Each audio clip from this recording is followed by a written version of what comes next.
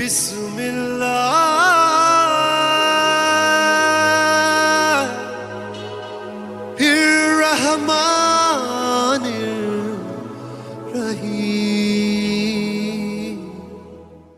So after like my Ummi just said, you want to become a Hafiz, inshallah we're going to make you a Hafiz. So I didn't know where it was. We went to the madrasa, and after 3 months I got dropped out and I did like 6-7 surahs. But at first they didn't let me do Nazra, so I did the whole Holy Quran Nazra. Like I read it. Nazra is basically reading.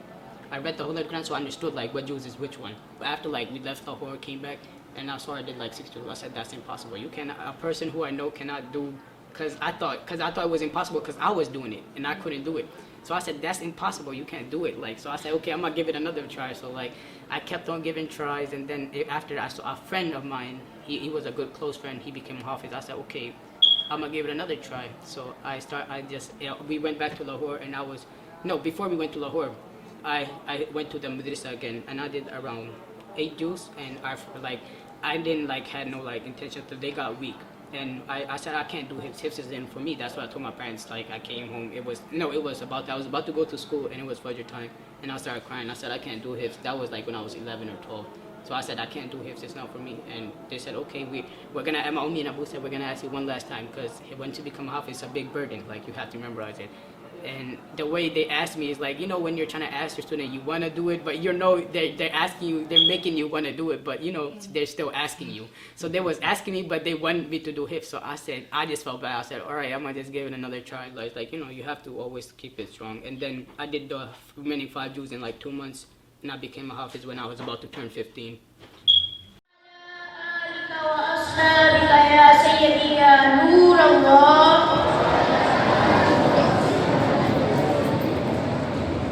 Dear Islamic brothers and Islamic children, today I am here at Taqsim al-Asnaf to give the bayan on the topic of Islamic manners. Bismillahir-Rahmanir-Rahim.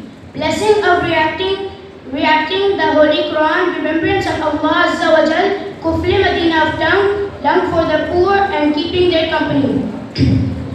Sayyidina Abu Zar Ghifari radiyallahu ta'ala anhu has stated that he said to the Prophet of Rahmah sallallahu alayhi wa sallam, Ya Rasulullah sallallahu alayhi wa sallam, kindly give me some advice. The Holy Prophet sallallahu alayhi wa sallam said, I advise you to fear Allah Azza wa Jal undoubtedly. It is the essence of your religion. I said, please give me more advice. The Holy Prophet sallallahu alayhi wa sallam said, recite the Quran and remember Allah Azza wa Jalla in abundance, as it will be noor for you in this world as in the heavens. So you mentioned school. I think this is an important point. For those who wish to become Hafiz, their focus has to be strong. Would you say that you stopping school until you completed your becoming a Hafiz, that was most beneficial? Stopping school, of course, is always like the best.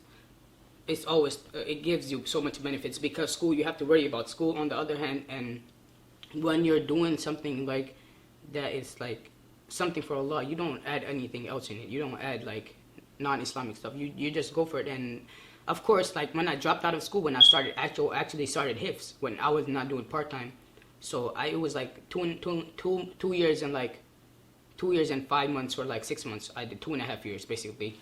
I did my hifz altogether when I restarted. So school, I did not do school in that whole session. In the whole time I didn't do school, so that helped me a lot too. So I would suggest to drop out of school, struggle if it's even hard, and then once you like complete your hifz, then you get ease, and then you can go to school.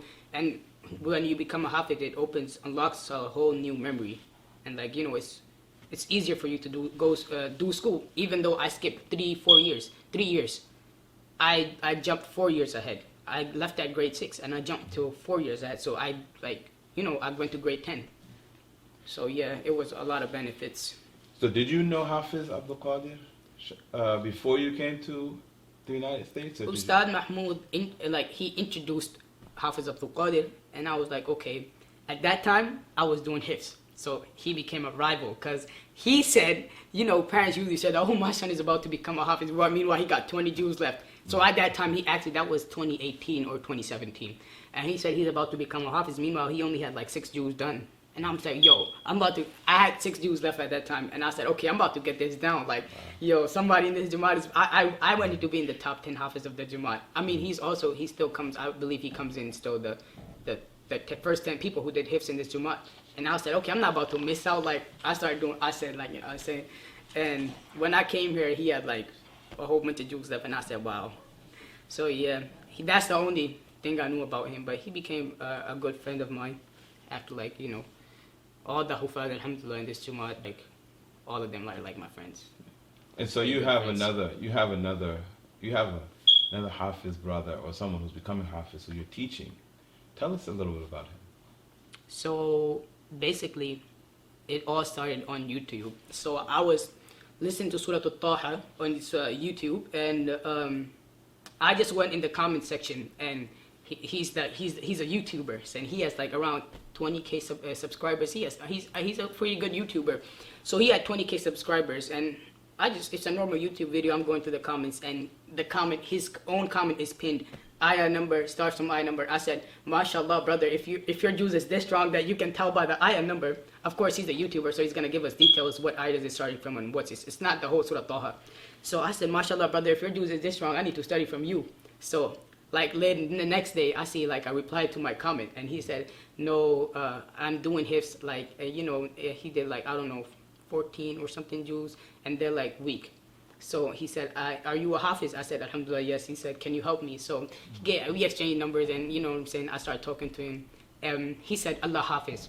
He said, so we did salams, and I said, okay, introduce yourself. So he said, okay, he's typing, and he said, oh, my mother's calling me, Allah hafiz. I said, whoa. Allah hafiz is a Pakistani, it's like a Pakistani thing.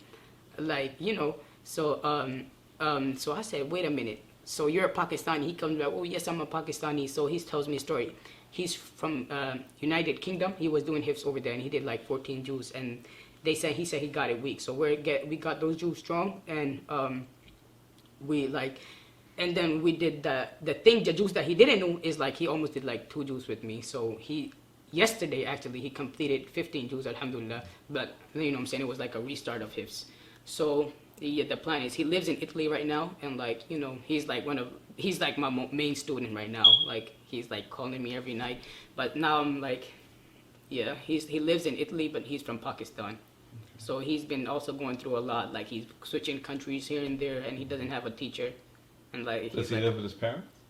Yes, he's like my little brother. But he said he had 2 older brothers who also did hifz, but they dropped out. And he said they don't listen to me, and they're, you know, teenagers, you know.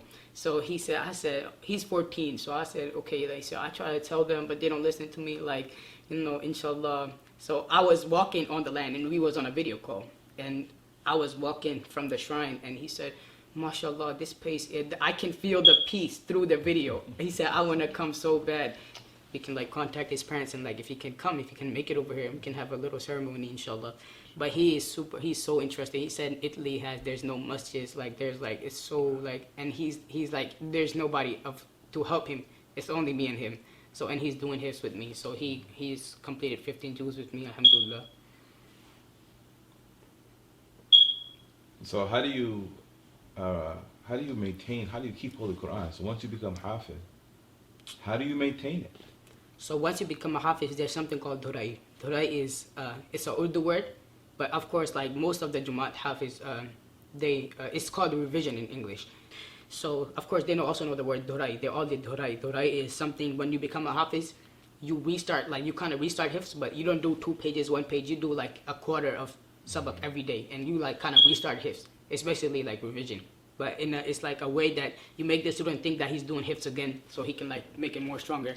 I did Dhurai, and like after that, like, you know, there was nothing to do. I wasn't doing Trawi. I was a Hafiz for around, I came here in 2020, and I was Hafiz for 2 years in Pakistan. And alhamdulillah, now it's been like 4 or 5 years. But I was like a Hafiz for 2 years in Pakistan, and like, you know, I wasn't doing anything. So my juz kind of like got shaky and stuff. But when like the highest point, like when my juz was on peak was when I didn't finish my Dhurai, and right now, because Tarawi. So Taraweeh is like an important role. اللهم أجرنا من النار برحمتك Learns Holy يا Quran مجير يا and مجير يا he مجير. you know, he learns and he teaches other people, and he does Holy Quran for the sake of Allah. He learns Holy Quran for the sake of Allah. Like a hafiz who, you know, has good intentions. Taraweeh is also like, there's people I know who did hifz and just did hifz to have the name tag on their name. So, but like if you wanna, like, you know, cause being a hafiz is extremely scary. If you forget, like, that's the scariest part. If you, alhamdulillah, shukr, alhamdulillah, like Taraweeh has benefited me a lot. It has made my Jews strong. Last year I did it with my friend Hafiz there, and our Jews got strong. Like we helped each other. My name, when in the beginning, there are so much stuff that is so related to Hazrat Usman Ghani that I have. Like when I did not like the name Usman, that's what they say, Usman in Pakistan. The name is Uthman. So when I heard the actual name, it just sounds so like it's a strong name. I'm saying, okay, Uthman Ghani with high Ghani, high status, or like Ghani basically means like rich or like high. But for his name was Ghani because he had a lot of like respect and high status. And when I was about to complete, when I was doing hifz, my boo said, once you're gonna complete, Allah Ta'ala will give you so much respect. I didn't understand until, like, you know, I became a hafiz. Alhamdulillah, Allah Ta'ala has given me so much success and respect, and inshallah Allah Ta'ala will continue to give me this life and hereafter, and every one Muslim brother and sister. But the thing is, like, when I was actually like, say one time I was just sitting by and I was reading about the 4 Khalifas, and I'm like, wow, like it's so much Hadith Uthman, Jami' al-Quran, and I'm Hafiz al-Quran. Like I was like flabbergasted. I'm like, wow. And I was like, okay, he's a Jami' al-Quran, I'm a Hafiz al-Quran. He's like, they call him Sayyiduna Uthman, I'm Sayyid Uthman. And he also married 2 daughters of Hazrat Prophet Muhammad sallallahu alaihi wasallam, and that's why they call him Sayyidina Uthman. So I'm like, okay, we're related, you know. So I was like, okay, you know, it's kind of lit. We're kind of related, but it was something that I compared. But you know, I feel proud that I have that name, alhamdulillah. But of course, it's an honor. Now you can like think, when you actually think, alhamdulillah. I was like, okay, he's a Jami' al-Quran. Jami' al-Quran is related to Hafiz al-Quran. You know, it's a little different, but you know, I was just comparing stuff. I said, okay, you know, we have the same name. Hopefully, alhamdulillah, become like him. That's a bigger honor. There you have it. There's always a greater meaning to it. Yeah, and he was a Hafiz al-Quran. As you wrote it, he was also Jami' al-Quran and a Hafiz al-Quran. So it was, you know, it's a pretty good honor to have his name. You know, also the family of the Holy Prophet sallallahu alaihi wasallam. Yeah, pretty much the same stuff. Alhamdulillah.